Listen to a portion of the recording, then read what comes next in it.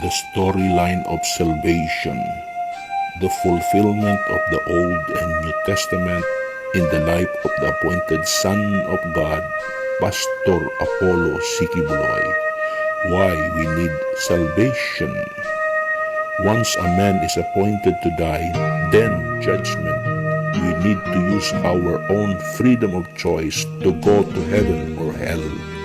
Pastor Apollo C. Quiboloy preaches about repentance, the will of God, to obey the will of God. The creation, God created everything, the universe, by spoken word. God created man in his own image and formed man from the dust. And God blew air into the nostril of the man, and man became a living soul, implanted the spirit of obedience. They received the sonship and kingship, dominion over all God's creation. The Father and Son relationship, sonship and kingship. And the devil came into the scene and stole God's creation.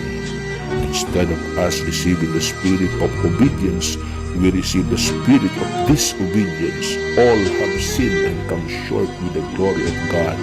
Curse, driven out of the Garden of Eden, and the promise of redemption. The enmity between good and evil. Salvation rule on the Jewish age.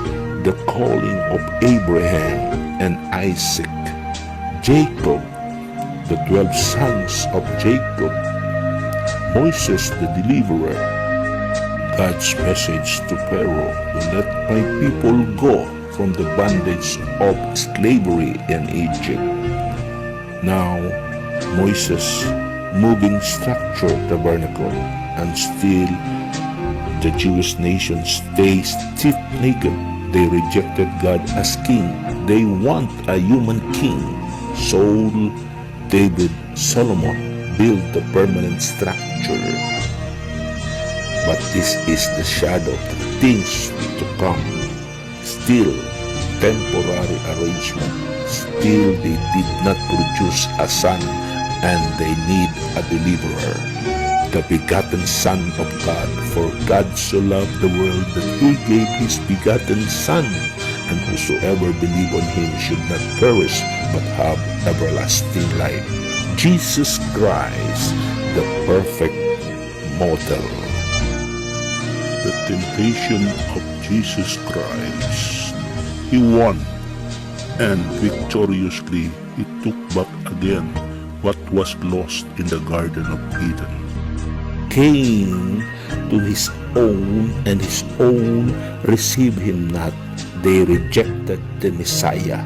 He must pay the price. Without shedding of blood, there is no redemption.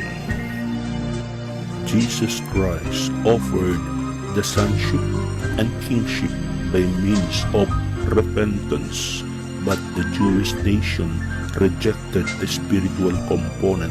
Instead, they crucified the Messiah. It is finished. The work of redemption is finished, but still it must be continued.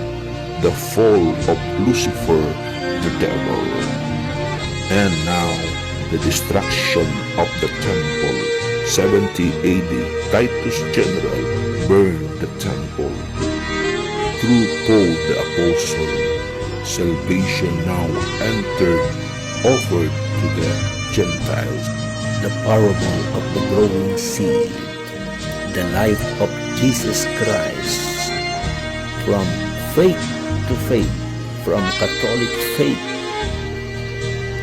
Protestant faith, oneness faith, until we go to the final kernel, the seed faith, until we come in the unity of faith, the full structure and measure, the knowledge of the Son of God, And this good gospel of the kingdom shall be preached to all the nation, and the end shall come.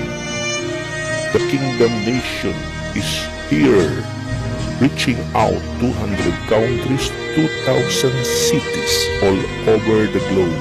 Pastor Apollo Quiboloy, the appointed Son of God, is here, producing sons and daughters all over the globe, patterned after the image of His appointed Son.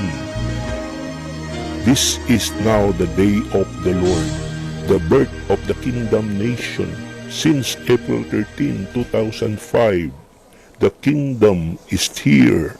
The new Jerusalem is the fulfillment of Genesis 3:15, the final bruising of the head of the serpent, the kingship of the Son, the birth of the kingdom nation. This is now the day of the Lord, the Alpha and Omega. This is the judgment to all the wicked, but rejoicing to all sons and daughters all over the globe. Come, enter into the ark of your salvation. This is the moment of time. This is the whole point of salvation, the whole point why we are here, the whole point why all Bible studies are become in vain in your life. If you don't come to conclusion, a son and a daughter of the Father Almighty, like the appointed Son of God, Pastor Apollo Quiboloy.